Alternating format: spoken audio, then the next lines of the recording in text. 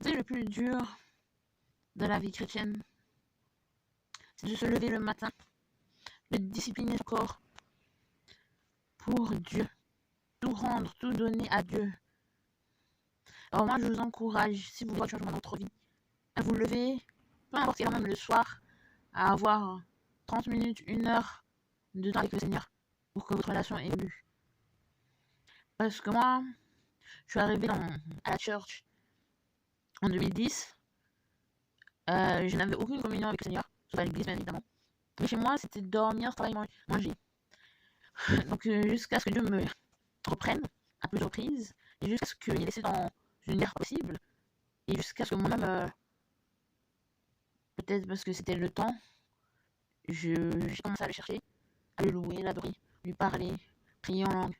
J'ai fait ça, peut-être que je faisais ça 3 fois dans la semaine, parce que comme je vous ai dit dans ma vidéo précédente, j'entendais des voix.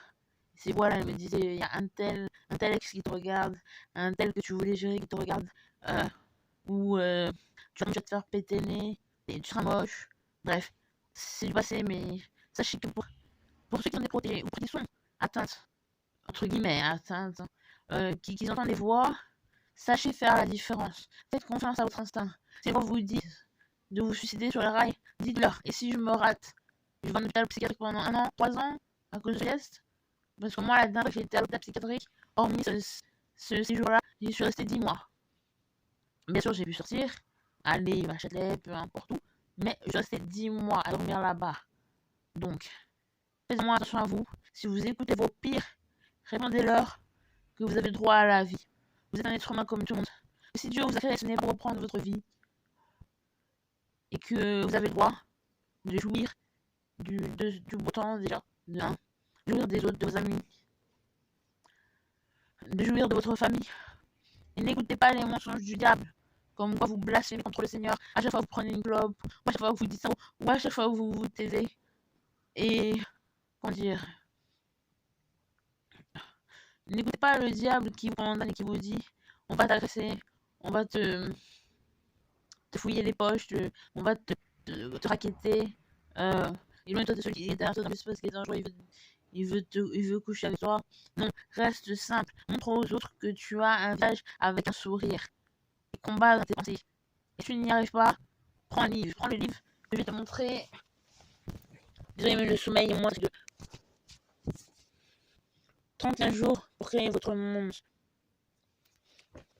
Sinon, il y a The Bible aussi. Allez en proverbe, ça donne de la sagesse. Un psaume, ça donne de la joie. Je parle à ceux qui connaissent le Seigneur comme à ceux qui ne le connaissent pas encore. C'est possible de ne plus aller en psychiatrie. Je suis tombée au moins 30 fois là-bas.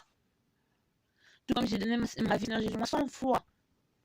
Mais là, c'est la bonne. C'est la dernière fois que j'irai à l'hôpital Paul Guiraud. Quoi que ce soit.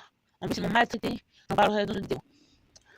Et puis, c'est la dernière fois que je vais à l'hôpital Paul Guiraud. Et c'est aussi la dernière fois que je me laisse. J'ai oublié ce que je vais dire, voilà, bon, bref. C'est la dernière fois que je laisse le diable entrer dans la vie. À partir de maintenant, je vais donner mon voisin mes paquets de cigarettes là. Je ne vais plus fumer. Même si c'est dur, je crois que mon Dieu peut le faire. J'ai 3 paquets de cigarettes. J'ose pas les jeter parce que je me dis si je les jette et que j'en ai besoin, je sais comment. Donc, que le Seigneur fortifie et que je puisse donner ces paquets de cigarettes à mes voisins parce que c'est pas mon affaire. Et pareil pour la patronne qui m'a brûlé les cheveux à 3 reprises que j'ai dû couper court comme garçon. Heureusement qu'il y a le lipoutard. Le lipoutard, qui ne sait pas ce que c'est pas une. Donc, plus de kleptomanie, plus d'hôpital psychiatrique, plus d'insultes envers ses parents. Je donnerai ma dîme et j'irai fumer.